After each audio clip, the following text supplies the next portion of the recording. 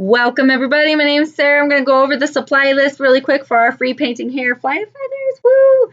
It's a really easy painting in comparison to what it looks like when you're up close on it. But I hope you all have fun. Just know that we all have a tendency to be a little bit heavier handed when it comes to these colors, and that your colors might not look like what's going on up there, and what I paint over here might not even look like what goes on over there as far as like color matching goes. So don't be too hard on yourselves, just enjoy it, have fun. We're only going to be using 3 colors today. We got our white, titanium white preferably, but any white will do. Same with our crimson. Red is also fine as well, but crimson is really going to help us get this lovely color we got up there.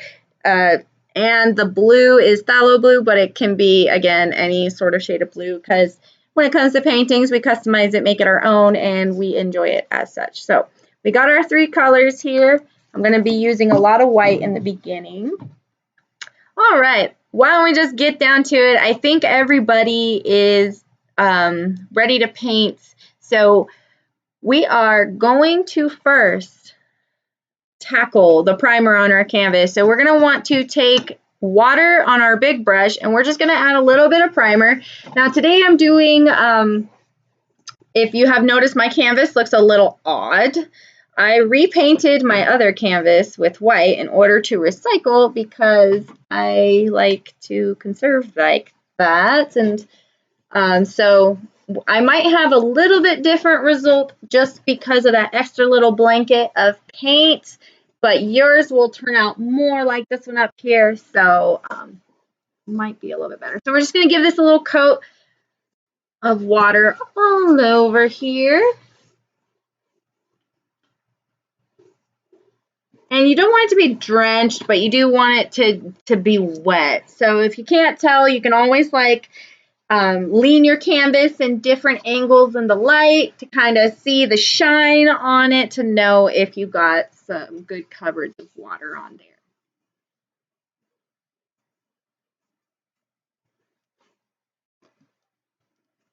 Just keep brushing that. If you haven't ever painted before, this is kind of like just a primer, kind of like how we do a primer before we put like our foundation on and everything else, just to prep our skin. This is like kind of what we're doing here. For anybody who has not done this before yet. Okay, so I'm just passing this paint or this water all the way around. And now I'm going to pick up my first color, but it's not going to make very much sense because we're going to be painting white on white, but it is going to make sense once we start adding our colors. So I'm going to dip my brush into the water. Again, I'm not going to like dry it off or anything. I'm just going to let this water kind of sit on here.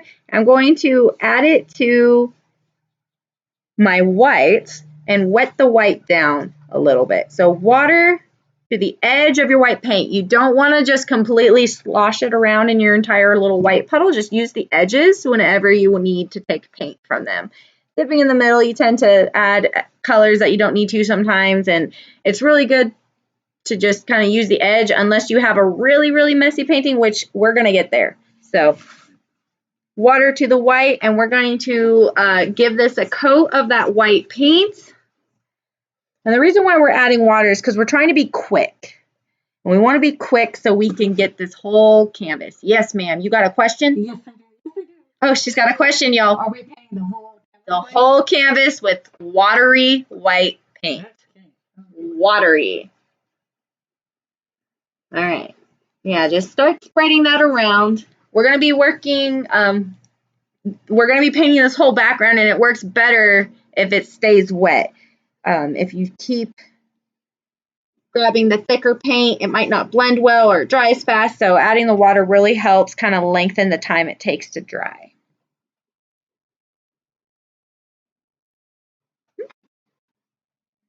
Hopefully you're not wearing any like super preferred clothes like I am tonight. I actually am wearing one of my new shirts I shouldn't be painting in. Oops. Hope Justin doesn't hear me on that part of the live show. No, I'm every year I probably spend on average like, I don't know, 100 to 200 on like just new work clothes. And right now, all my clothes are work clothes. Whoa, my canvas, my easel just jumped off of there. So I try to make them last all year long so I don't have to like keep going back to the store. But paint clothes are necessary to have around too. All right, so just watery white paint all over the canvas. And when you're ready to start adding color, because we want to do this while everything's still wet. So my canvas is pretty wet all over still, maybe not in this spot. You can give a little refresher too to any of the previous spots, a little bit more of that water and white. I'm not going to clean off my brush. I'm going to actually start pulling some of the red and a little bit of blue over here. So I start getting this lavendery, purplish color. Now, I'll tell you a little bit about this. You're going to want more red than blue when making purple. More red than blue. And to get a brighter, lighter, more lavender purple, you will use a lot more white. So the least amount of color will be the blue, while the red and white are the most.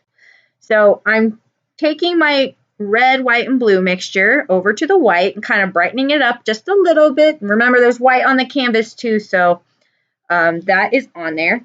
And when we start doing these little brush strokes on here, I'm going to utilize the flat side of my brush, and I'm going to just make these little marks, kind of like X shapes. Actually, right now is a really good time too. If you want to say hi to anybody, you can write a message in your canvas. Just know if you go too broad over, you will have to invite that color over. But the great thing about this is we're only using 3 colors, so have at it. You've got a message or something you want to say to somebody, or you just want to hide a secret message into your canvas. It's something that I like to do. Oh, there we go. She says hi. So also while we're painting, paint over your edges too, because you're working on a fully wrapped canvas. You can see some of my old paint there, but I'm going to be repainting the edge with what I'm using tonight. But this makes it where you don't have to go and buy a new frame, and right now it's kind of difficult with quarantine and everything going on. So I'm supposed to do it like that? Like in a corner? In a corner, we're doing X mark like, yeah, this is to build texture. Thank you, Mom. So we're just trying to build texture. So we're just kind of using the flat side of the brush and just going in different directions. And as you run out of paints, you can play around with the color mixture. You can either go a little bit more red, a little bit more blue. Yep, much better. And we're just going to start building. Oh, see, I got a lot more red in my mix here, and that's great because we can blend that right in over here, and it just melds together. So the main goal that we're going for is we want a lot more purple and blue hues over here. As we get closer to this side, we're going to take advantage of more of the red and white. So a little bit darker here, a lot more light over onto this side. So just go ahead and start spreading that paint all over your canvas using that same technique. If you can't hear them, we got 2 dogs trying to break into the garage to get to their mom right next to me. So yeah. Yes. So just keep painting to blend any colors next to each other. Just overlap the previous spot that you painted with your new color, and that should help blend it together. Because I know every time we pick up more paint, it might be a little bit more blue like this right here, or you might get a little bit more red over here, and just overlap your old spots to help those blend. Yep, just like that. All right, good job, Mom. Okay, keep this paint going, using a little bit more blue than the red. Well, we're going for more blue and purples over here and more light pink over there. So more red and white over here, more purple and blue this way. It's okay to have big some bright little pops of blue. I mean, in the end, it's your painting. If it looks pretty to you, keep it. don't feel like you have to change it just because I'm over here changing mine. Like, it's your painting. You can definitely manipulate it as you please. Grabbing a little bit more. Just keep blending. The faster your work, the better when it comes to blending colors. So just focus on keeping your little frame. So I'm grabbing a little bit more red and white to start lightening up this side as I bring it down to blend it.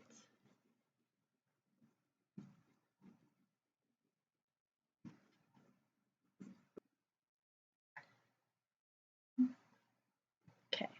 Yeah, so definitely using more pink and white as I veer this way. Still getting a little bit of the blue in there for little purplish hues. And always painting those edges when we come near.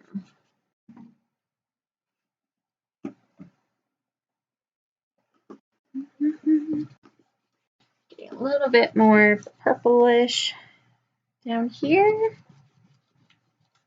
Yeah.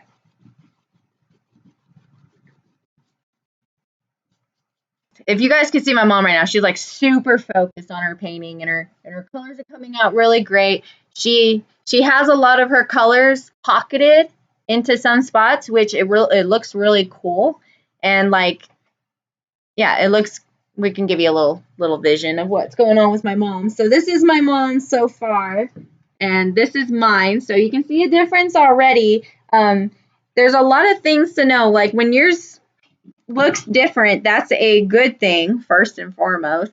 Secondly, there's no such thing as bad art. There's only art we don't like. And third, when it comes to paintings like this, it's basically like a fingerprint, because there's no way we can all match this exactly the same unless we were purposely aiming for that and spent meticulous amounts of time trying to perfect square inch per square inch. And yeah, that's a pain in the butt. There we go. There's some more purple. Ooh, we came out a lot darker this time. Oh well, work with it.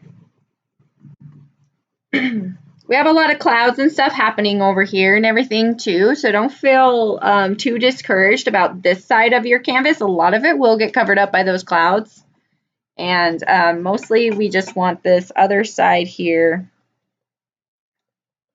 as bright as we can. Unless you have another plan, then keep going with your plan. Let's see, a little bit more white. We can do some on-canvas blending too. That's really fine. See how I'm going back over this old spot here to cover that up? And just cross over any old spots to help blend that color. Acrylic paint dries really fast, so when you're more generous, you have more time to blend. The lighter you are with your paint, the faster it will dry up on you, and you'll have a harder time, and you'll be fighting a lot more to get softer blending in between. So definitely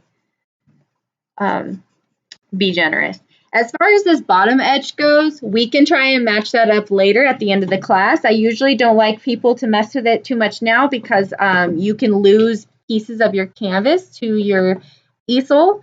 Because as the paint dries, like I said, it dries fast, and when you go to take it off, it can take off pieces of your actual frame, and it can sometimes peel if you're too rough with it, and it can peel the actual frame off the back too. So be gentle. Don't bother painting the edge of your canvas, the bottom edge, for now.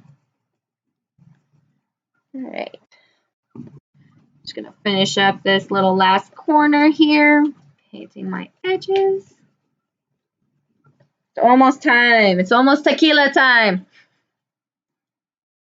Okay, so we should be nearing the end of covering our canvas. Just make sure you got those edges, the top, the left, and the right side. There we go. And we should have this watercolory mismatch of these colors all on here, as blended as possible. Little bits of the other colors showing here and there. Let's see there. There we go. So that's going to complete the color part of our background, but I do want you to wash off your big brush as best as you can. And we are not going to dry it off. We are going to repeat for the third time the star splatter. Good job, Mom. There you go. Here is my mom.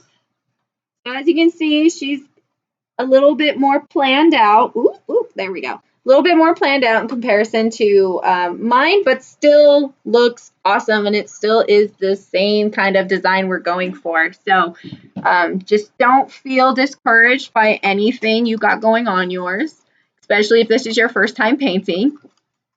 So we just want to clean off our brush now. Keep that water on your brush. And we're going to add that to another side of our white paint, another edge of it. And we're just going to water it down. And this is the fun part. And I promise next painting we won't have splatter. So just going to get this watered down. Just be mindful of any objects around you that you might not want to get paint on, because once you start splattering, which we're not going to be flinging the paint, we're just going to be taking our finger from the top here, pull back, and fire. So that's how we're going to be making our splatter. Fire! Oh, yes. I've already got my paint on my brush. She's running. So let's get some stars on here. And when you get big gloves like this guy that I have here, and sometimes they're like connecting, just worry about those later. Don't stress over trying to fix those, because what ends up happening is you push the white paint around onto your fresh background. And if your background's still wet in that spot, you can get away with it. But if it's dry already, you can't really get away with it that much. So just let those dry, because otherwise you'll push that paint into the crevices of your canvas and we'll just have to cover it up again anyway. So just do the splatter and enjoy what's there. And we're going to take just a quick little break here to allow anybody who is just starting or still finishing up previous steps to come back and finish what we got left here. So the background and the star splatter, and we'll come back for the next step. So let me put up my tip screen so you guys can see the gifts that I have set up for you already.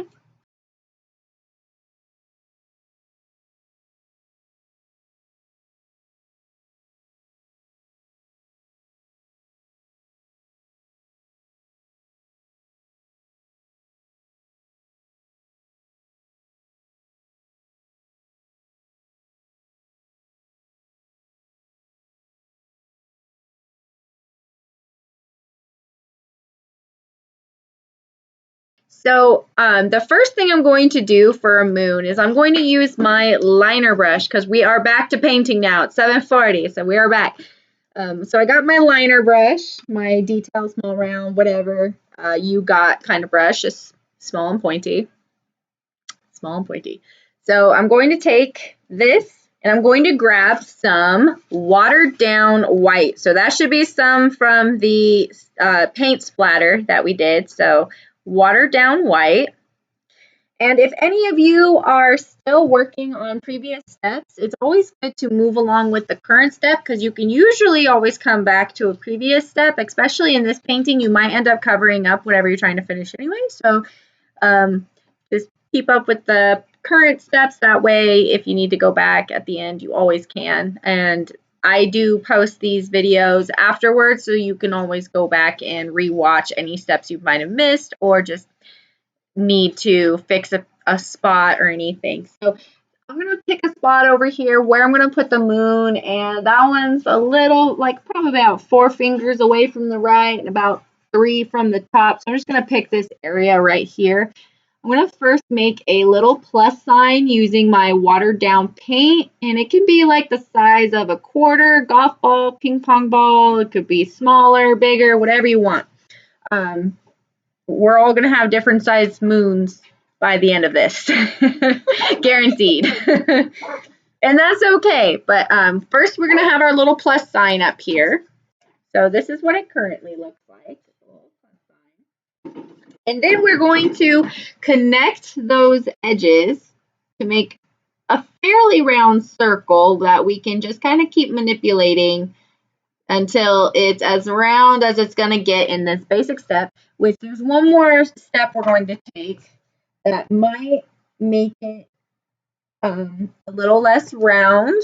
So just don't get fixated on how round it is right now, because I know there's some perfectionists out there, because I am one, and I try so hard to just kind of let myself free with painting, and that's why I enjoy it so much, because I try not to restrict myself, because I do that in so many other areas of my life. This is one area I don't need to do that with, because the turnout's always going to be great. So Mom went ahead and she already filled in her moon. Let me show you hers. Give me your canvas, woman. All right, thank you, ma'am. So that's hers. Hers is filled in, so it's not super circular, so don't get fixated on that, but it will get more circular as we go. And you can always, I don't like to use the word cheat, but you can always cheat by finding a round item in your house that's around that size, like maybe the cap of the laundry detergent lid or something like that, and you can trace around it with chalk or even watered down white and do that way too. Yes, ma'am. Yay! Hi, Rhonda. How are you? I hope that you're enjoying this so far. So go ahead and fill in your moon with some white paint. So you don't have to have the watered down white. We're going to go ahead and just use the solid white. You can fill it in using the liner brush. If your moon's a lot bigger, you can use the other brush. Just make sure it's clean. So I got my moon. Oh, gosh, he looks a little ovally from here.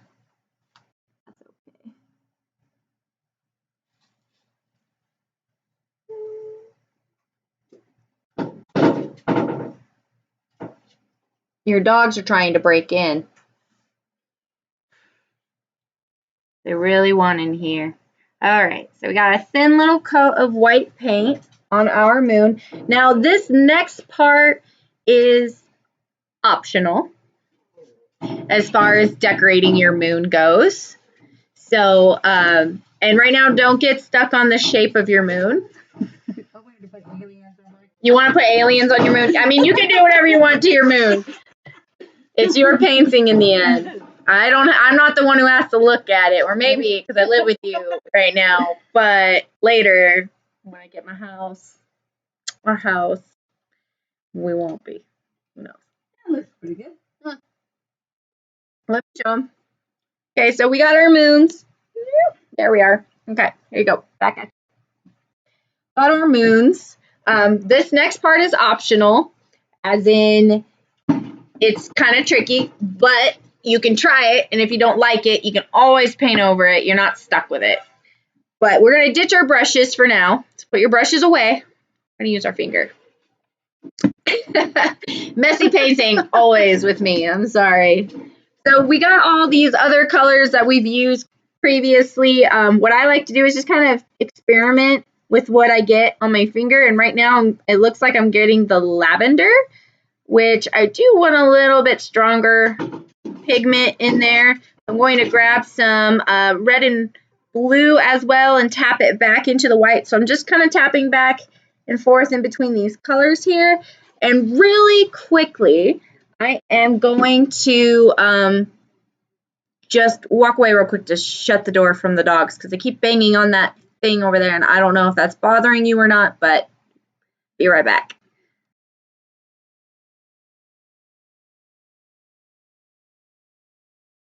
Never mind.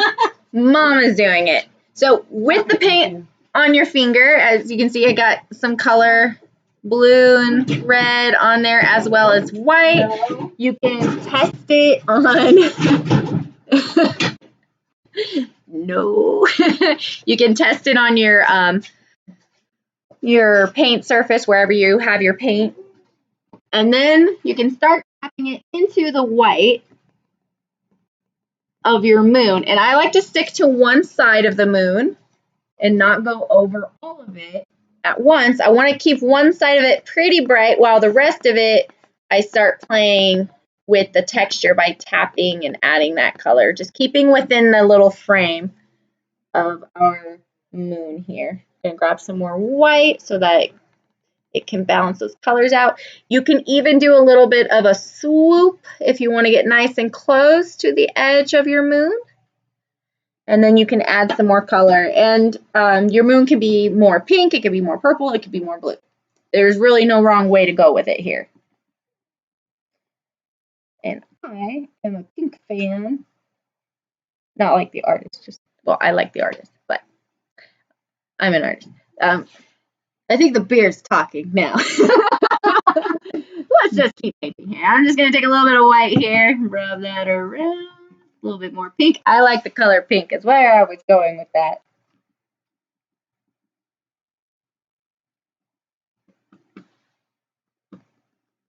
Okay. And so, kind of finish off this moon because I got some pink and purple and blue and stuff in here. And now to kind of finish it off, I'm going to go back to my liner brush. I'm going to make sure it's nice and dry because I definitely want a little bit of white to be nice and strong here. So liner brush, white paint, and I'm just going to trace around my moon right on the right side. A little bit below, and just keep blending over to the right by just pulling down and blending it into the paint that you just added. If it doesn't blend for you well, ditch your brush. Go back to the finger technique and just tap right along the little edge that we just added. And that should give you a nice little blend into your moon. So that's one way to do it. So here is my moon currently. It's pretty sharp on that little glaze here. So I'm just going to kind of tap that a little bit more to make it a little softer. There we go. You can really see there. If you don't like the way it looks right now, don't get hung up on it. Just let it dry. You can come back to it. You can do it as many times over as you want to. You're really just going to keep building up the paint layers until they're nice and thick. So definitely don't stress there. I'm going to show you a little GIF real quick of the moon steps so that way you guys can see those.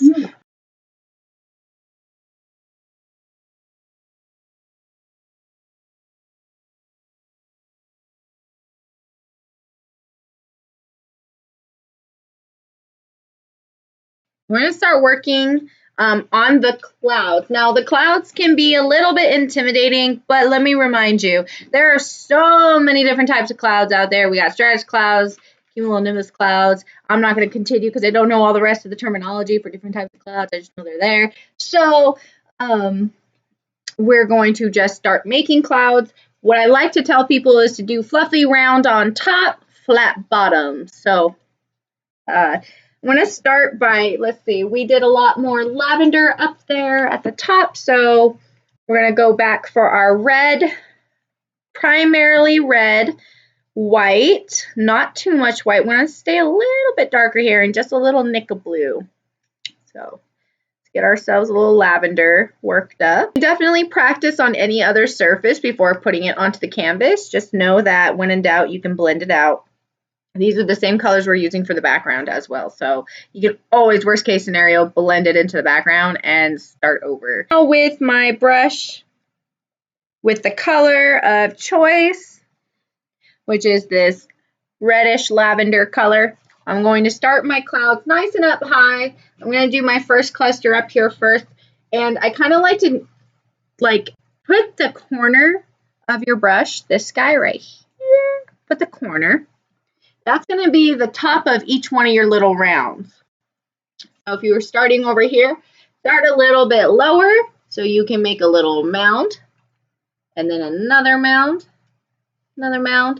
and then keep doing that until you go out straight, fill her in, flatten out the bottom. So round, round, round, round, round, flat, fill in, flat bottom. So you should have a cloud similar to that. As long as you flatten up the bottom, it gives it a more realistic appearance. Most of this painting is pretty abstract to begin with, so don't feel like you're fighting for realisticness. Just enjoy it, go with the flow. And we're going to kind of manipulate our colors so that each of our clouds are just a little bit different than the next. So maybe add a little bit more red or more blue into your mix, whatever you choose. I just kind of picked up a little bit more white. I'm going to overlap my previous cloud. So overlap with a mound, mound, mound, mound, and then go flat. Fill it in, flatten out the bottom.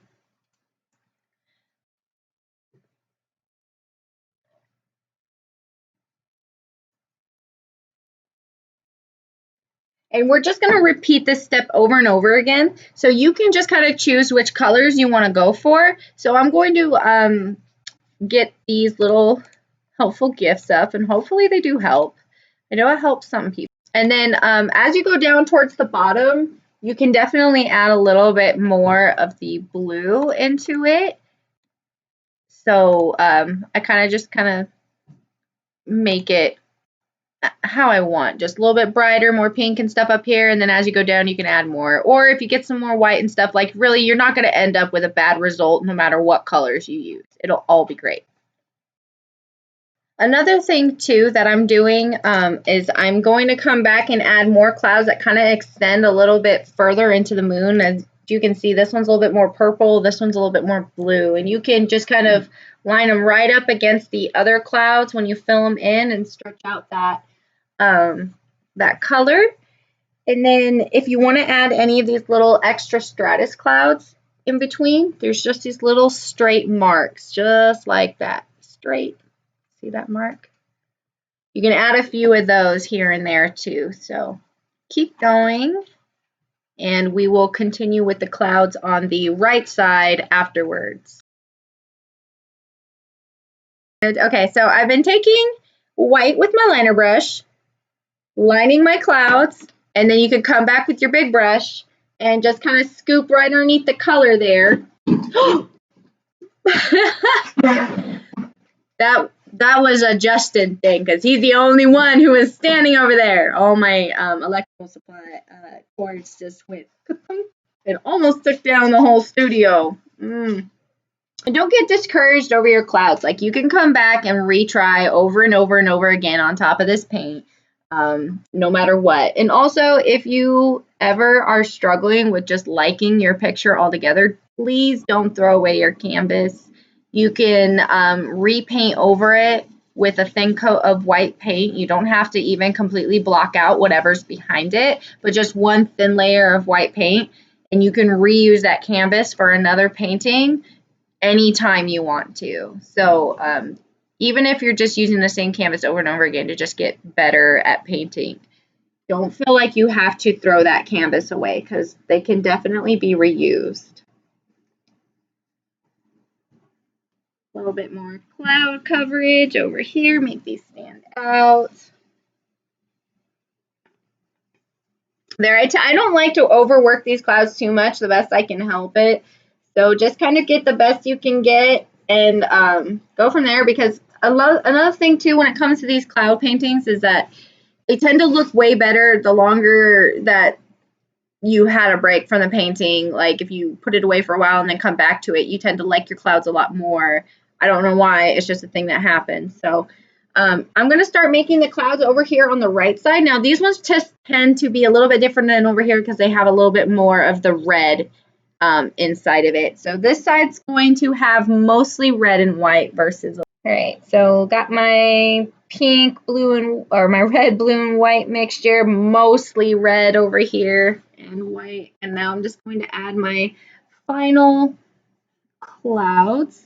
And it's a little bit harder to go in the reverse, and sometimes it's easier. For me, it's actually easier to paint from the right to the left. And that could be the same with you, or it could be different. It just depends on the person. So I'm going to add some clouds over here, maybe 3. We'll do 3 because I think I did 3 in the last one. Okay, and one more down here. We'll make this guy big star.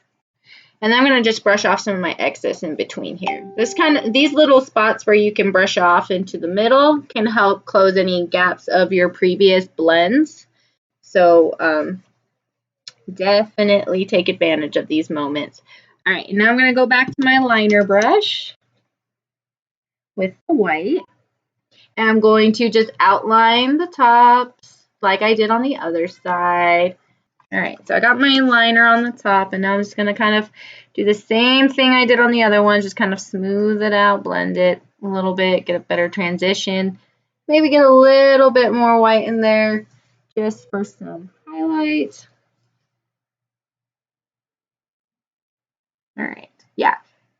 I know clouds can be tricky, and they usually take a couple times practice to really get the hang of them. So you can use this painting as much as you want to. I mean, you guys all have your own paint supplies now at home, so you can kind of practice as much as you want to as far as these clouds go. Just know that all clouds are different. That's why we see all these different shapes in clouds all the time, so don't get hung up on them too much. All right, so we only have 2 things left. We have to do our canvas, and we don't even need our big wide flat brush anymore. We just need our small round.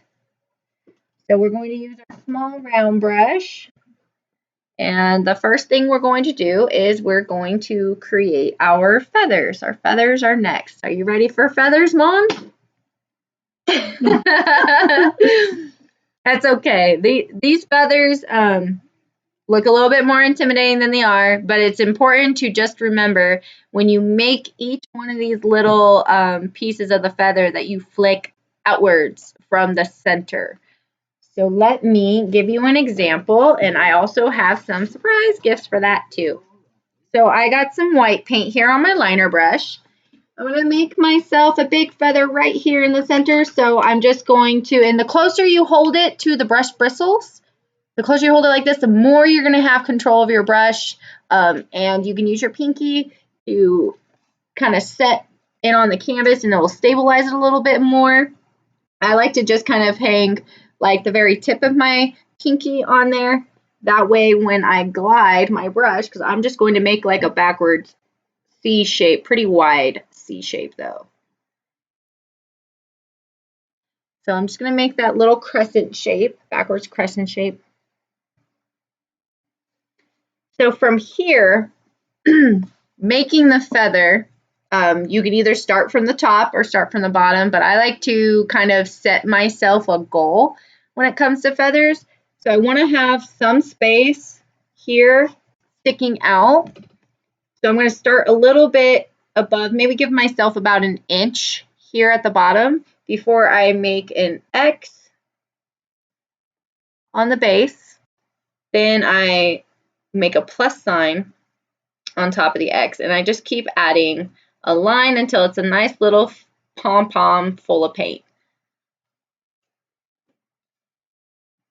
So I got myself a little fluffy center there. Now, for this next part, always flick from the line out.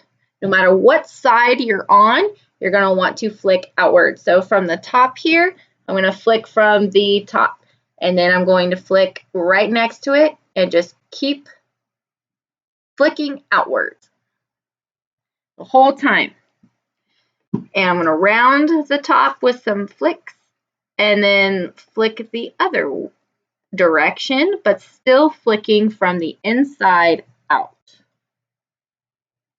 So if you catch yourself pulling in towards the line, you're doing it a little bit more blunt on the ends. If you're flicking from the line outwards, you're going to have those softer feathery tips. So we just want to have some volume. So you can always make your first initial lines like this. They can have some space, and then you just go and fill in the space. The main goal is to just cover the center line to where it gets a lot thicker and more full-bodied as you build the feather. We definitely don't want to see any of your line, your stem of the feather after you've filled it out. Definitely just want to give it as much body as possible. All right, keep going. So it can look pretty rough in the beginning. As you can see, mine here is not super perfect. It's pretty thin, and you can see the line there definitely. So to help remove that, to remedy that, you just get more paint and just keep adding to it, especially if you want to draw out more of these little pieces of the feather to stand out a little bit more. So just go back over it with another coat of white to really help it stand out. Bigger feathers is not bad. Bigger feathers means that you either got a bigger bird or your feathers closer to you than the feathers that I have up here. So always got to find an excuse for the way things are in our paintings, because this is where they mean something. Excuses aren't real here. They're just explanations. So always find some way to explain why something is the way it is, other than instead of calling yourself a bad artist, is what I'm trying to say. I don't know how well that translates to you, but I'm basically just trying to say, like, it's unique to you and embrace it. All right, we're going to do one more feather over here, so I'm going to swoop it the other way. I'm going to do my pom-pom technique just a little bit, maybe about a ½ inch, not as much as this guy up here, just because this feather is smaller. You can have bigger feathers, don't matter to me, don't matter at all, really. I'm just going to keep doing the same thing, flick outwards from the center.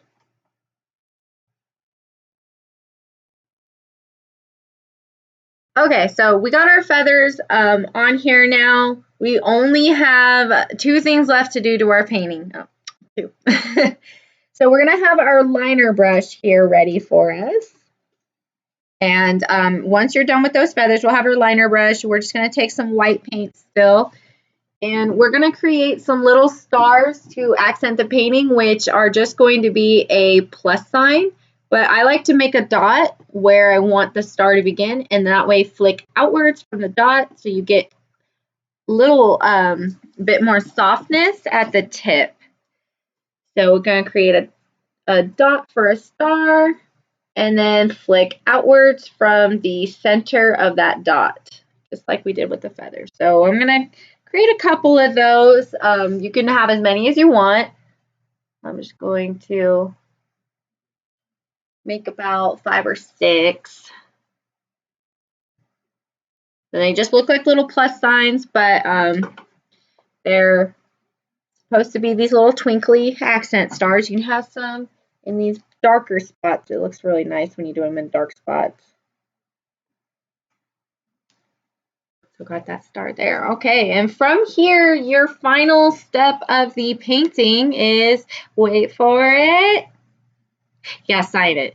So you can sign it in any color that you wish. I tend to go a little bit lighter when I sign these darker these light paintings. So I'm gonna go with a really, really, really light pink. You can sign in the bottom using your initials or your full name, however you want to sign. Just don't sign the way you sign on your paycheck or your checks. Keep that a secret in your house. But yeah, so I went ahead and signed my painting. You can now take this time to go back over any of the previous steps to manipulate anything that you might not find, to your liking on your painting. And then if you had a good time tonight, I'm going to be putting the screen up here in just a second, but in the actual details of the YouTube video, you'll be able to see the little drop-down arrow shaped like this, where you can click it and it'll show the details and all the information about the video. But there are some links in there that lead to my PayPal page or to the Streamlabs page, where you can give me donations or tips or anything like that, just because I do supply myself with the stuff for these classes and I'm not getting paid for them. So it does help me keep going with them, and I really appreciate it when it does happen. So thank you all so much for tuning in tonight and painting with me, enjoying tequila time and hanging out with me and my mom as we painted the Flight of Feathers painting. I hope you enjoyed it and you had a good turnout. If you could send me your pictures or post them directly to my page. Here's my mom's painting, by the way. So far, she's not done. She's going to keep working, but you can tell that her softness here is really spot on, and it's really gentle looking. So she's going to keep playing with it, I'm sure, because she always stays in here a little bit longer than I do, but that's okay. So she's going to keep working on her painting, but send me photos of your finished paintings. I love to have them and post them for these events, and it's really nice and helps get the word out there that I'm doing these classes and I'm doing them for free. So just, yeah, send me those finished paintings, and I hope you had a good time tonight. Thank you so much. I'm going to go ahead and end the stream now, and ta-ta. Also, surprise, if you're still there, if you haven't already, subscribe.